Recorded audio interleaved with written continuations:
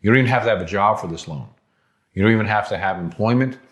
And some of them don't even require credit scores. Hey guys, it's Angelo Christian Financial. Thank you so much for watching our podcast, Real Estate Insider, Where America Goes for Funding.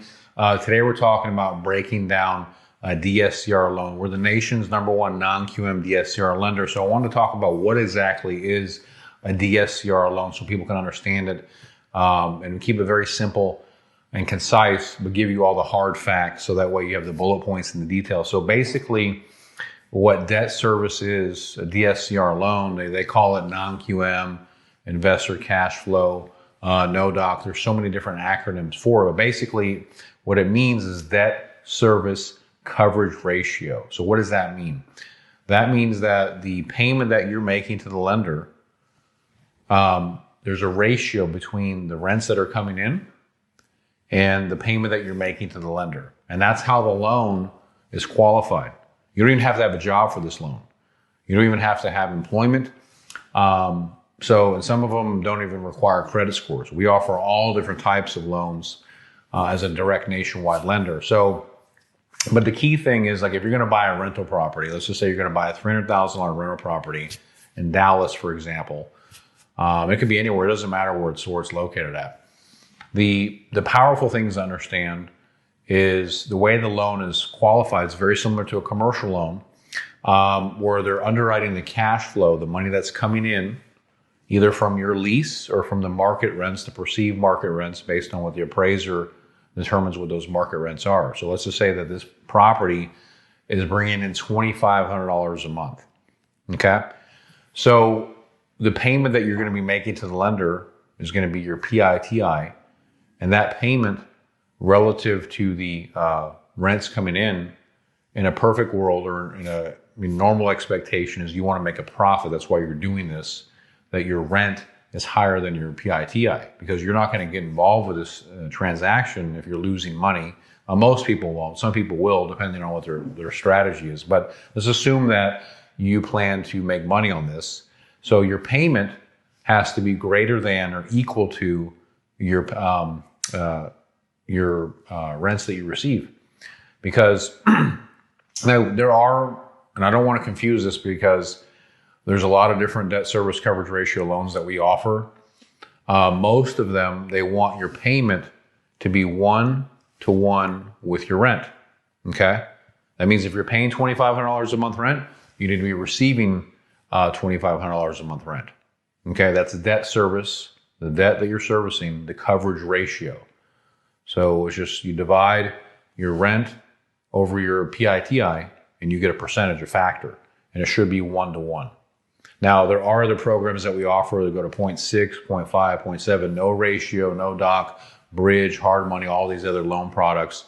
But I don't want to confuse you, because what we're talking about is just debt service coverage ratio.